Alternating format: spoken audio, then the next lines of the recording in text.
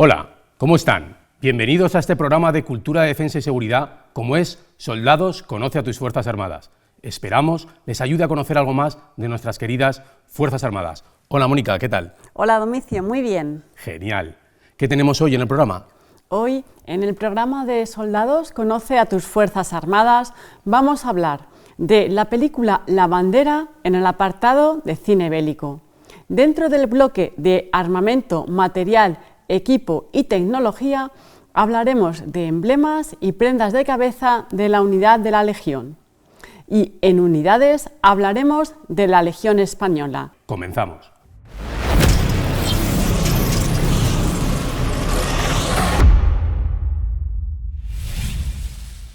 En cine bélico vamos a hablar de la película La Bandera, del año 1935, de nacionalidad francesa y dirigida por Julien Duvivier.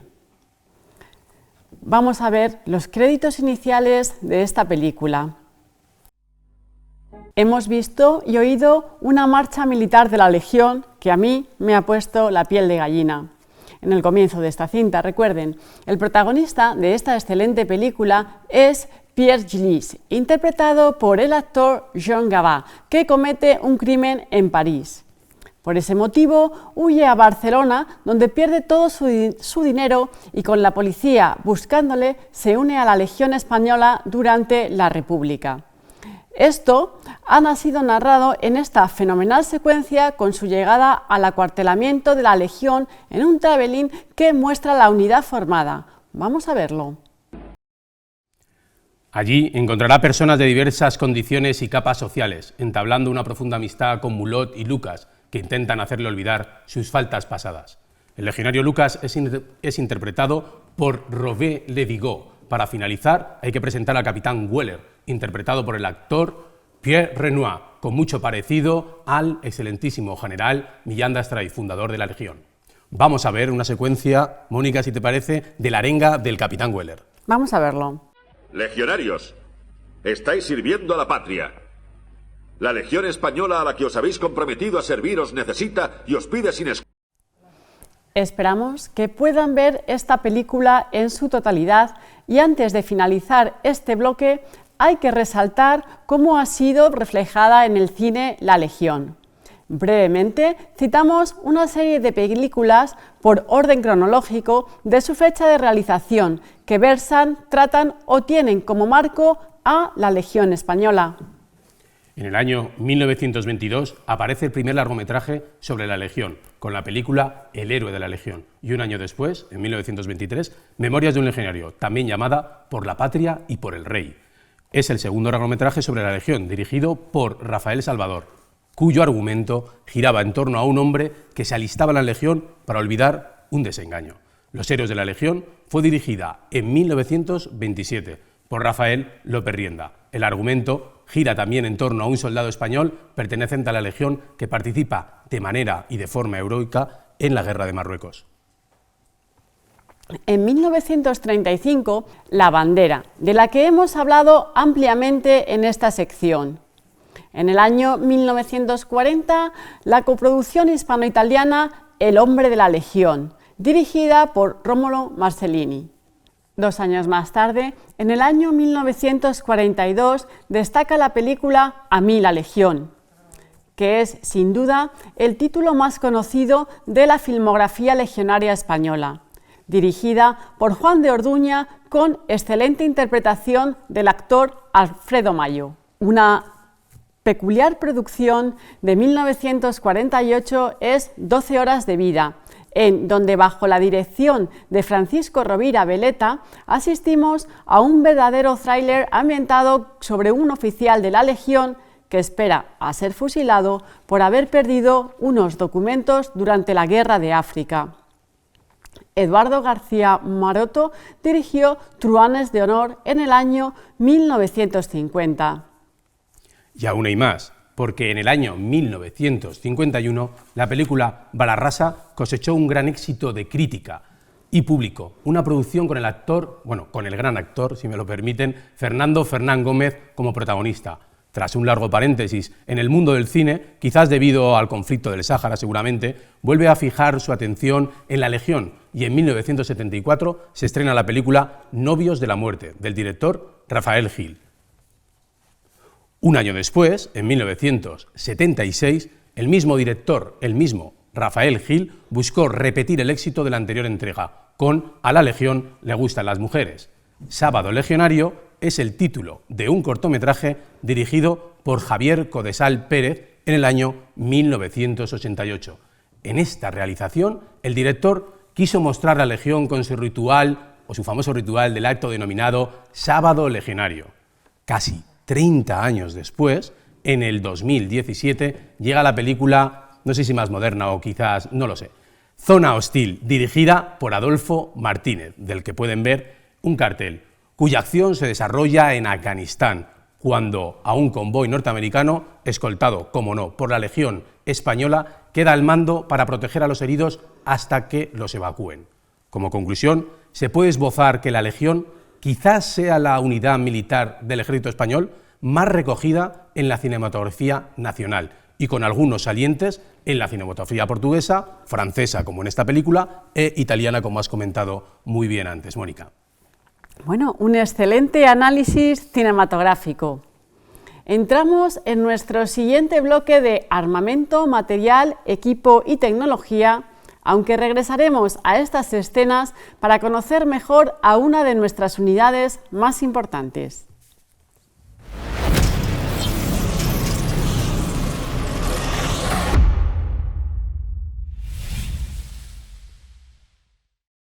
Queremos significar que es imposible hablar en un solo programa sobre la Legión Española. En este apartado vamos a fijarnos en dos cosas que distinguen a los componentes de la Legión: el emblema y el gorro. El emblema de la Legión fue diseñado por el capitán de infantería don Justo Pardo Ibáñez. Se le dio oficialidad en el año 1923.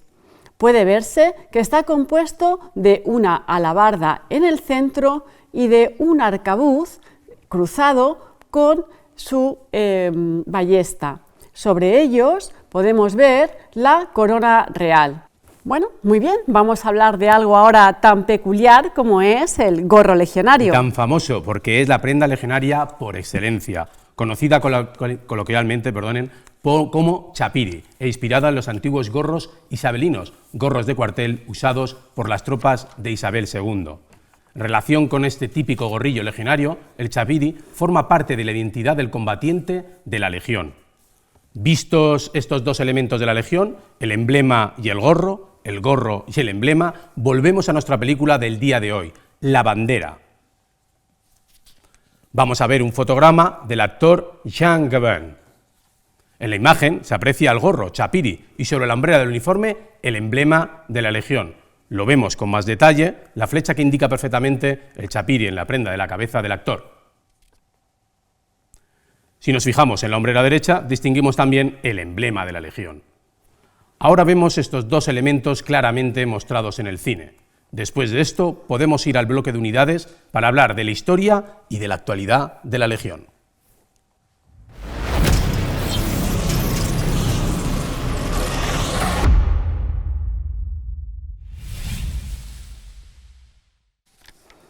El tercio de extranjeros, más conocido como la Legión, se constituyó por Real Decreto de 28 de enero de 1920 que firmó el rey Alfonso XIII, en el que se disponía la creación de una unidad militar armada. El rey concedió el mando del tercio de extranjeros al teniente coronel Millán Astray, que estableció la sede de la nueva unidad en Ceuta. El 20 de septiembre de 1920 se alistó el primer caballero legionario. Desde entonces, esa fecha se celebra como la creación de la unidad. Además, se creó el credo legionario, que forma parte de la Legión desde sus inicios. Es su base espiritual, médula y nervio, alma y rito de ella. Es todo un tratado que abarca 12 espíritus. El espíritu del legionario, el espíritu de compañerismo, el espíritu de amistad, el espíritu de unión y socorro, el espíritu de acudir al fuego, el espíritu de combate, el espíritu de la muerte, el espíritu de la disciplina, cumplirá su deber, obedecerá hasta morir. La bandera de la Legión y todos los hombres legionarios.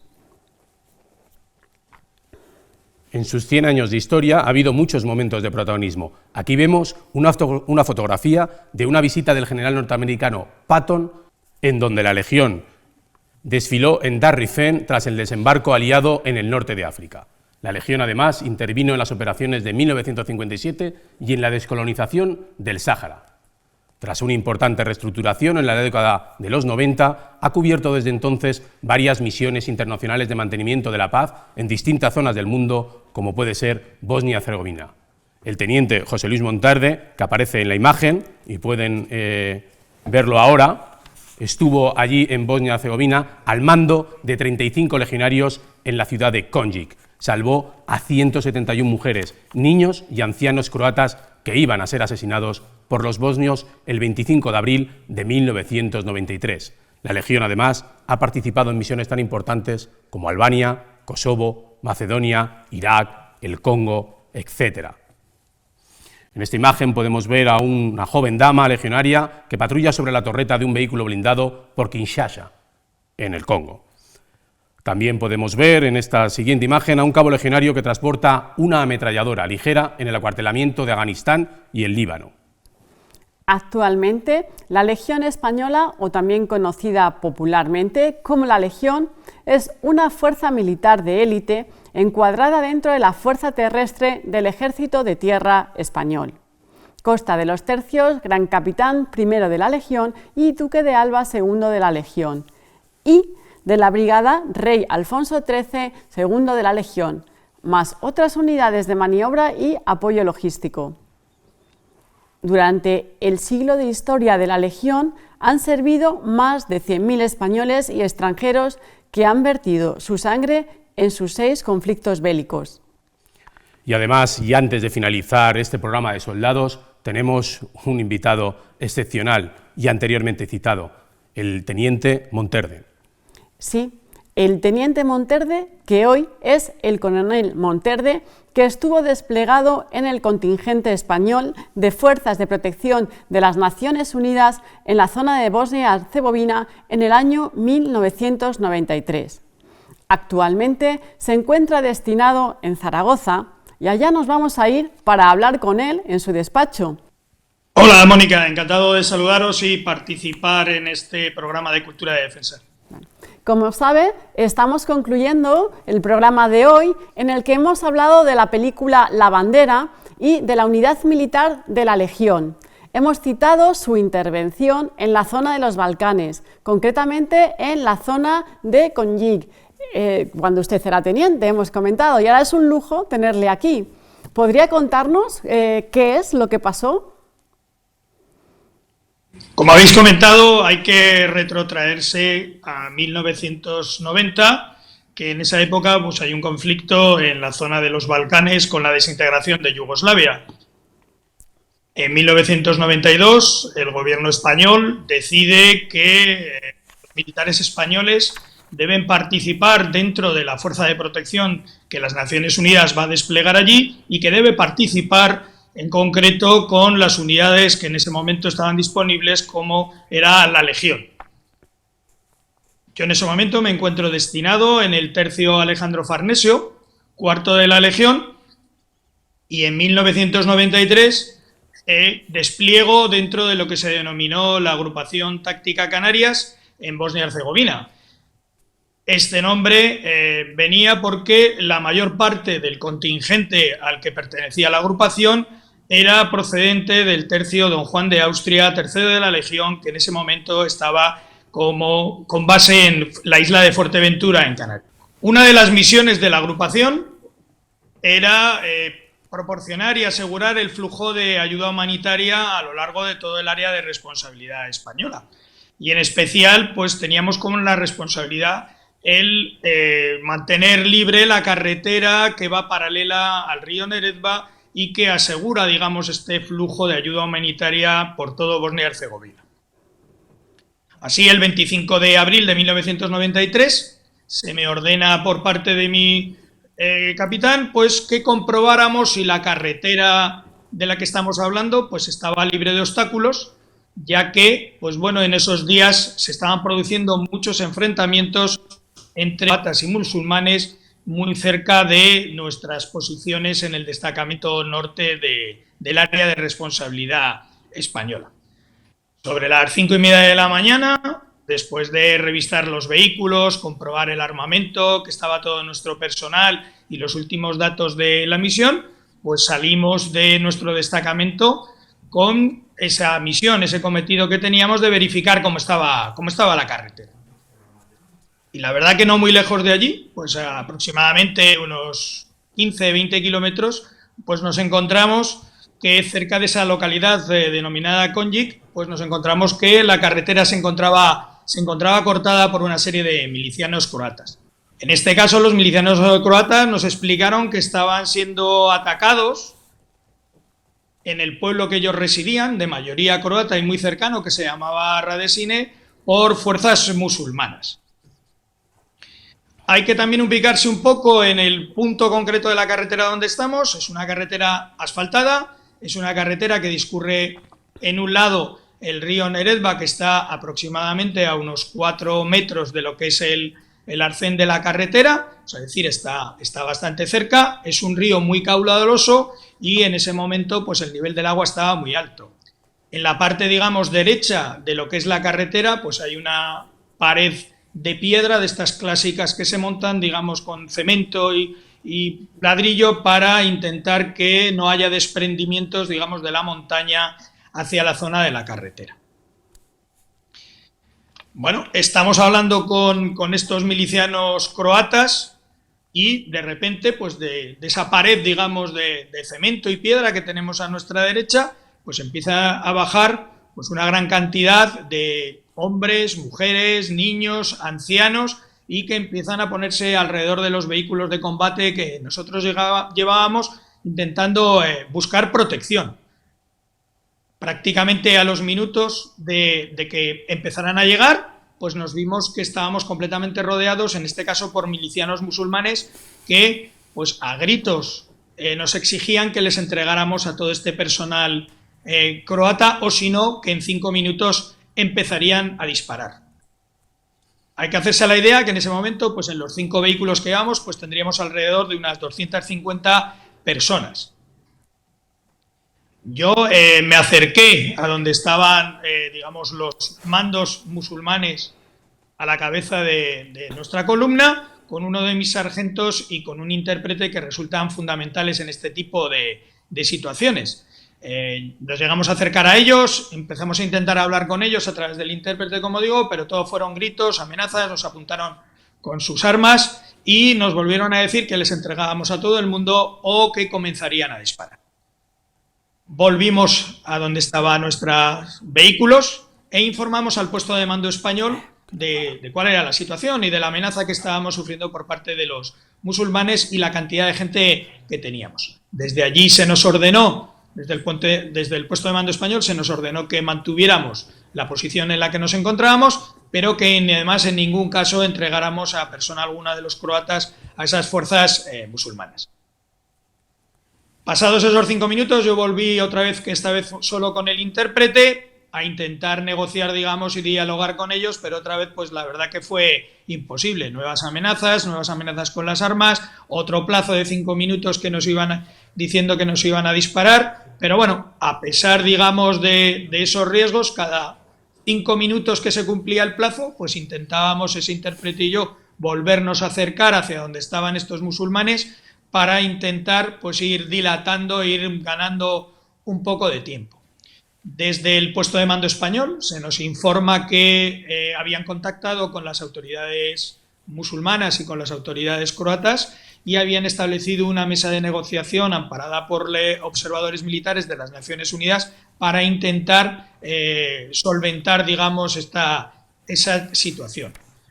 Gracias a esto y, bueno, a idas y venidas que íbamos haciendo este intérprete y yo, y cumplidos esos 5 minutos, más 5 minutos, más 5 minutos, pues bueno, poco a poco, pues esos momentos de tensión de esas primeras horas, pues van pasando. Finalmente, casi pasadas 12 horas que llevábamos allí, se nos informó que las partes habían llegado a un acuerdo y que ese acuerdo consistía en que había que entregar a todo el personal considerado como personal militar, en este caso eran todos los hombres mayores de 14 años, y que el resto de las personas, que serían alrededor de unas 170, pues quedarían debajo de la protección de las Naciones Unidas. Pasada aproximadamente una hora de este comunicado, se nos dijo que llegarían a nuestra posición unos observadores militares de Naciones Unidas con personal de las partes, como así fue. Se realizó la entrega de este personal militar, si lo podemos llamar de alguna manera, y nosotros nos quedamos a cargo del personal civil que evacuamos a una serie de zonas protegidas. Impresionante su testimonio, mi coronel. Desde soldados nos gustaría saber, bueno, con todo lo que ha contado, ¿no? y que hemos podido vivir en primera persona, si en algún momento usted como jefe de unidad y sus legionarios fueron conscientes del peligro que corrieron al enfrentarse para defender a esos civiles.